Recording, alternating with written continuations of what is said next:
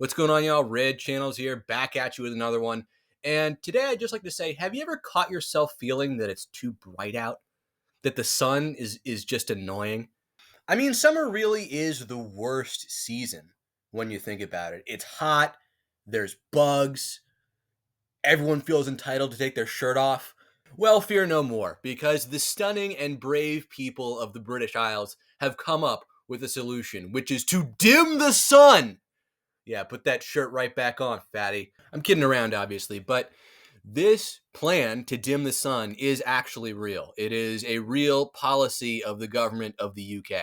Now, as I'm sure as many of you guys know, this plan isn't exactly new. My favorite real life supervillain, Bill Gates, is of course an advocate of this plan. I remember going on political forums as a kid and seeing someone advocate for this, like shooting particles into the sky to fix the ozone or something. I think I was 15 or so when I really began to notice the real dark side of the climate movement. Yes, because obvious problems that arise are like, what if this stuff ends up being toxic and killing a bunch of people or animals? What if it's too effective and we had some kind of global, indefinite, artificial winter? Also, like, what about the opinions of the rest of the world? Like, whatever country decides to do this, do they not have a say in this? Someone just decides one day, one country, the UK, I guess, oh man, global warming's so bad. Well, we got to shoot particles in the air to fix the ozone. And then suddenly it's snowing in the middle of the Congo. Then what? Then what do we do? Get a bunch of Eskimos together and send them down there to teach those pygmies how to make igloos? It's madness, is what it is. But let's get into the article. Why UK scientists are trying to dim the sun. The UK government looks set to approve controversial geoengineering experiments that include efforts to dim the sun. ARIA, that is Advanced Research and Invention Agency, the government body that funds technology projects, has set aside £50 million for the task, and specific small-scale trials will be announced within a few weeks, said The Telegraph. As the effects of global warming continue to intensify, quote, so has interest in some sort of backup plan, end quote, said the New York Times. That's why some scientists are doubling down on geoengineering projects, climate intervention tactics that range from, quote, sucking carbon dioxide out of the atmosphere, end quote, to brightening clouds. Trying to make us like the planet Venus, I guess. Treating the symptoms. Most geoengineering trials aim to prevent excessive sunlight from reaching the Earth's surface. This is done by either, quote, launching clouds of reflective particles into the atmosphere, end quote, or using, quote, seawater sprays to make clouds brighter, end quote, said The Guardian. If trials like ARIA's are successful and the techniques are adopted on a larger scale, it could, quote, temporarily reduce surface temperatures and the harm the climate crisis is causing, end quote. This would allow more time to cut worldwide carbon emissions.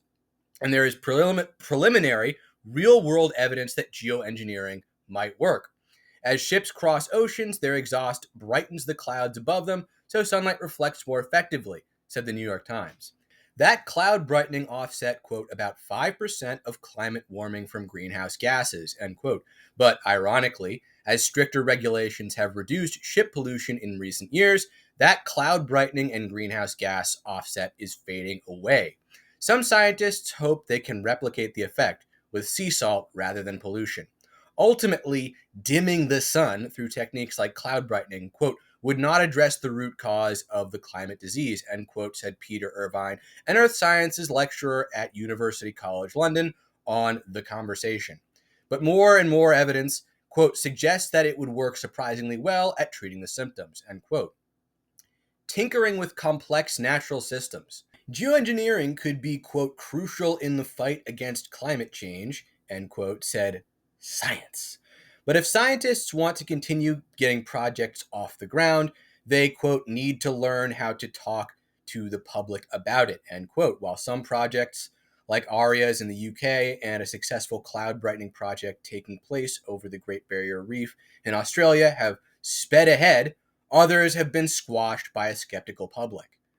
The practice of artificially altering the planet's natural systems, quote, sounds ambitious, even arrogant.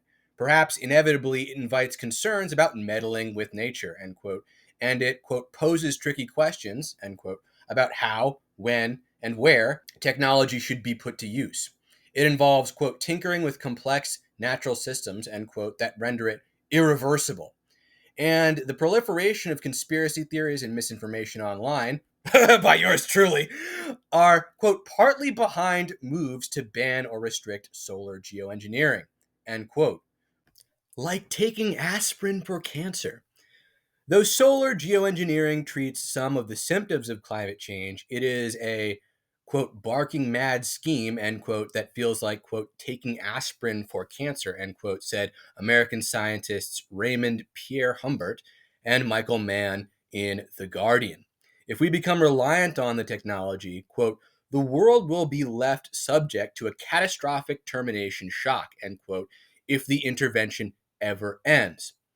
The small scale of the trials is, quote, little comfort, end quote, either because, quote, even small scale trials risk developing the technology somebody else, think Musk, Trump, or Putin, might use for a large scale deployment, end quote. It is so insane that the most compelling reason the dim the sun people think we shouldn't dim the sun is because the technology for dimming the sun could get in the hands of Trump, Musk, or Putin. And with the current lack of national or international governance to oversee geoengineering projects, there is extreme danger at play. There are potential side effects of geoengineering techniques that still need to be examined. Sarah Doherty, an atmospheric scientist working on cloud brightening at the University of Washington, told the New York Times. Altering ocean circulation patterns could impact fisheries, and cloud brightening could change precipitation patterns. But, quote, it's vital to find out whether and how such technologies could work, end quote, just in case society needs them. Quote, and no one can say when the world might reach that point, end quote.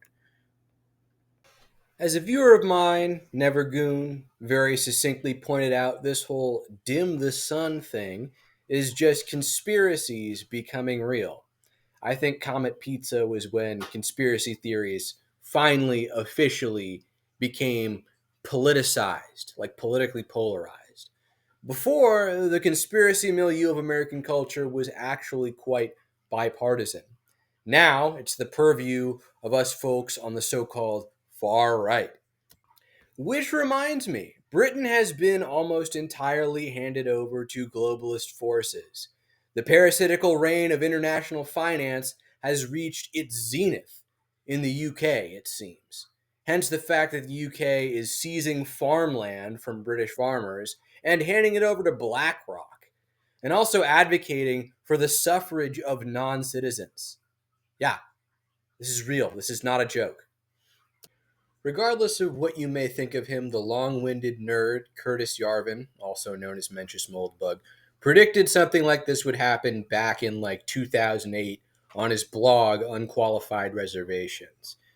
That the left would eventually begin pushing for the end of citizenship itself, and that they would favor something like global citizenship, right? No national parochial identities anymore, just people, just the world. This is the outworking of the internal logic of globalism. You see it here in the US too, with people going, no human is illegal on stolen land. They're not thinking about the consequences of policies like that. This is how you saw liberals do this about face on tariffs. Tariffs used to be something that Bernie Sanders advocated for. Now, every single liberal, every single leftist in this country is a free trade advocate, almost like a Reaganite from back in the 80s, overnight because the MSM tells them to. Because this is all about maximizing the mobility of capital. They say, oh, but we won't have cheap goods anymore if we don't have all these immigrants to pick our crops.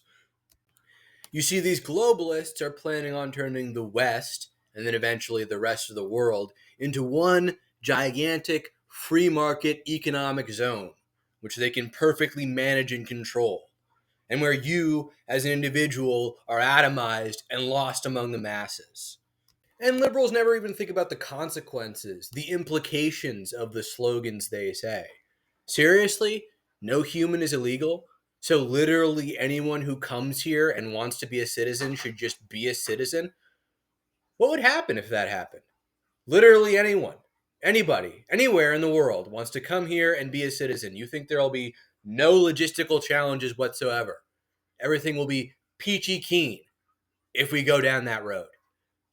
But anyway, to return to the subject, to get back to the topic at hand, so is this climate cultist dim the sun stuff. That is also an expression of globalists' interests. Our elite here in the West have this very Malthusian logic. Now, for those of you who don't know, Thomas Robert Malthus was a cleric and political economist during the Georgian era in England, who basically predicted, he had this sort of growth model, this mathematical model of how he felt, and he was sort of right in a sense, he was right and wrong, of how he predicted that population growth would continue exponentially. And he said, well, we just won't have enough food for all these people, and this will lead to societal collapse. So he would have been right, save for the fact that humanity invented innovations in agriculture. So we created technologies that made it so we were actually able to feed all these new people. But our elite, in my opinion, are still operating under a relatively similar mindset. You know, they still feel like they need to cull the herd, so to speak. They really feel, or they have convinced themselves, whether it's accurate or not, that there are too many people who are consuming too many resources, and we're on the verge of some sort of great ecological catastrophe that they need to save humanity from. And that justifies taking a sort of totalitarian woke control over not only Western society, but really the whole globe. This problem is so urgent, they feel they need to alter the atmosphere itself. And now we, the people, are embroiled in this great struggle against the elite. This elite that feels they need to dim the sun. You know, they're running relatively unchecked in Britain and, you know, by extension the rest of Europe right now. The MAGA movement is a fly in their ointment, but they are definitely not going to stop, and they will not be so easily defeated by a single election, even if it is in the most powerful country on the planet. On that basis, I expect us to experience considerable opposition. I expect this presidency to struggle against the deep state, to struggle against the powers that be, because we have by no means won with this election. But as usual, I would love to hear your thoughts. Do you hate summer just like I do? Do you feel like the sun is too bright and could be a little bit dimmer? You know, just shoot some particles into the air, make it a little bit dimmer. I'd be fine with that, you know. Not getting any glare in my eyes. That'd make life easier for me, for a little bit cooler, you know.